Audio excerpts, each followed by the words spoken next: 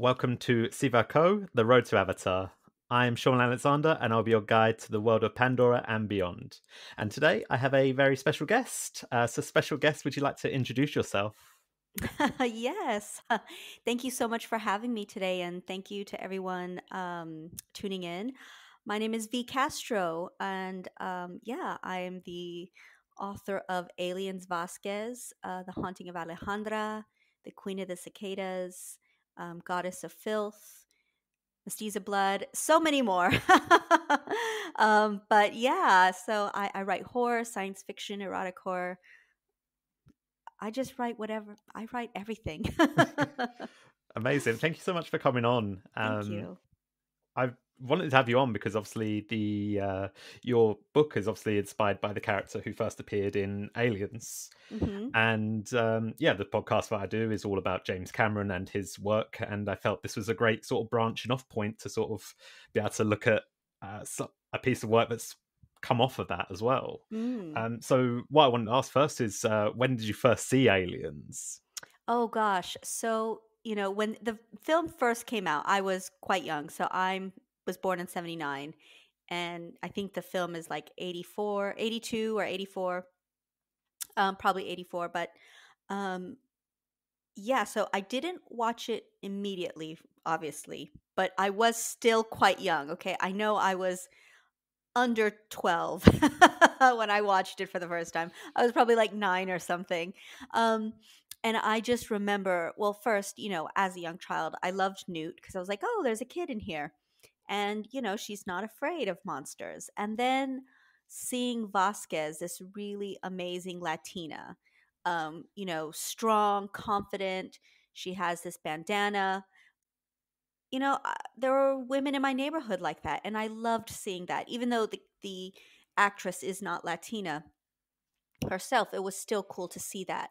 And she made it to the end, and all her lines were really good, and I loved it. I mean, she just made an impression, and I think she's made an impression on a lot of people. She is an iconic character, um, and so it's just been such an honor to uh, really give her new life and explore her as a person, a Latina. Yeah, that's so exciting because yeah, her character is one that always stands out to me as like one of the most memorable from the film. Not only just in terms of visuals as having a very distinct look to everyone else, but also to having like some of the most iconic moments, I'd say. And you must have felt that as well, like thinking, "Oh man, I've got so much to like draw from here when working on this story as well."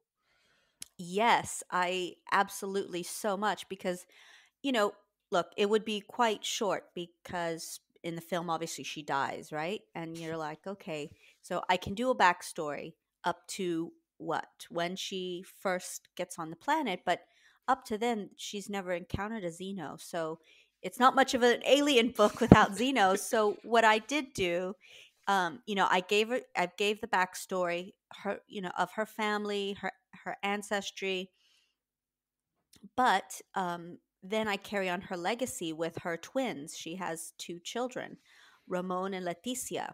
And then I carry on her memory through them. And also you get to see more Xenos. And also you get more about information on Weyland Yutani. A lot of the films don't really show Earth or what's happening on Earth or what's driving all of these colonies and the colony wars. So I do dig into a little bit of what Earth looks like, to get people from Earth to these other places. So yeah, that's kind of, there was so much to draw from. I mean, I went crazy. Amazing. That's so cool because, yeah, like being able to expand it almost in both directions. Then you've Mm, got like someone who's you obviously know the end of their story, but it's yeah. interesting to be able to see how it expands. Not only finding out about their history, but also their family and how that grows and how they grow from their mother's experience as well. I imagine. And Aliens is such an interesting franchise because it's got such a like themes of motherhood and and with regards to Ripley and also to the Alien Queen. And I think this is, did you feel that as well when you were thinking, oh, this is sort of fits nicely in with it to explore motherhood in another way? Absolutely, because you do see Jeanette's mother. You do see her sister, Rosanna, who also becomes a mother figure to her children. And also, you have a queen, a few queens, but the one that I really focus on in the book, she's called La Reina. She is the ultimate queen of the Xenos. And so, I bring up Jeanette's memory. She's very much alive in the book, because her death, and her children not knowing her very much influences them and their lives. Not having that mother, and they did have a mother figure, Rosanna, but it's not the same. So you will get to see all of those things kind of come together. Um, and yeah, I don't want to give too much away in the book, but yeah, that's absolutely a theme that you will see in this one. Awesome. For you, obviously, you're coming into a world that's already established Hmm. and has a lot of lore in all sorts of directions. How did it feel, sort of being able to delve into that? Was there certain things that you immediately thought, I'd love to include this sort of element? Obviously, you've mentioned including xenomorphs is almost like a certainty. You have to. Yeah. Yeah, I mean, so I had to go through the canon, like, okay, these are the things you absolutely can't change. These are things that have to be included. Yeah, there was a laundry list of things that were, okay, this is what happened, so we need to adjust the time frame. I did want to, because I know some people, it's controversial.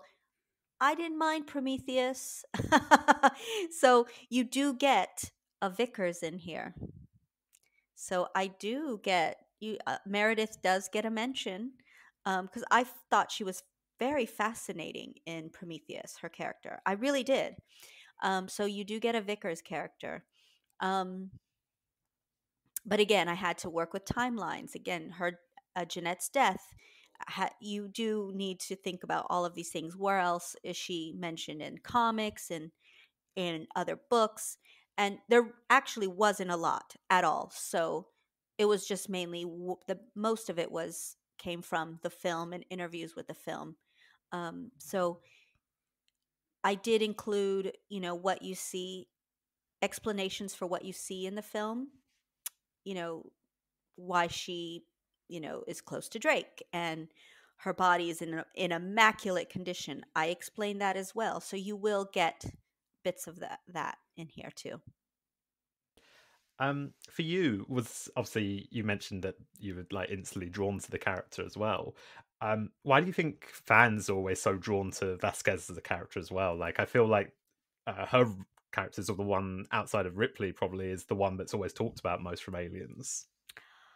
Because she's just bad. She is a badass. And she's gorgeous. She's bad. She's got that attitude. She's strong.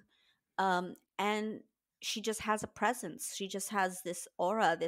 She commands presence and commands your attention. And I think same with Ripley. It's just kind of like, excuse me, and she just doesn't.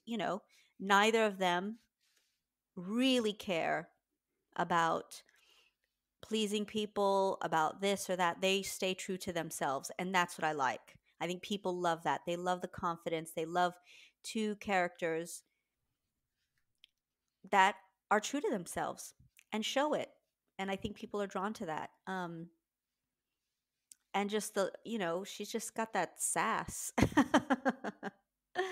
Yeah, that's something that always comes through really well as well, I think. And Hmm. you mentioned as well, like your background's in horror Hmm. writing, isn't it?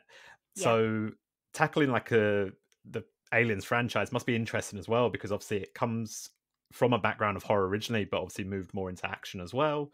Hmm. Did you always see it as more of a horror than an action film or like series? It's definitely a really beautiful balance of sci-fi horror, for me, because you do get that, what would life look like and what would we encounter if we were going into space and colonizing places like we have no clue about. Like we have no idea what's out there. We're just going to go and do it. And sci-fi often you know, tries to answer those things. What is life like out there? How would we operate? What would the technology be like? And so there is a definite sense of sci-fi, but it's also horror because I mean these xenomorphs, they just have no concept of right or wrong. They are all instinct. They look scary as hell. And it's gory and gruesome how they in one infect the host, and two, how they're born. They burst through the chest and they're gory and bloody, and it's an awful death that people experience. And so you very much have that horror element of these creatures stalking that you can't anticipate, you can't control. So I think it's definitely has that horror element and that fear of the unknown. So it's a really gorgeous blend of sci-fi horror, I think. But that's why I love it as well. That horror element is just it's so there. It was fun to write. I wanted to ask as well. Yeah, when you sort of first was this something that you came up with like a concept first for this book, and or was it more you knew that they were looking for something along that line? No, I wrote a piece of fan fiction a long time ago, and because I love it, and I really wanted to write. And it was years later, as I became more established in my own writing and with my own books, that the opportunity arose that I was able to get in contact um, with the publisher and pitch my idea. And yeah, they said yes, and I was like, thank you. This is amazing. So I got to, take my fandom further. But it was on the back of, me becoming more established and, knowing the right people and pitching the hell out of it and then executing that. So that's kind of how it kind of came along. Yeah.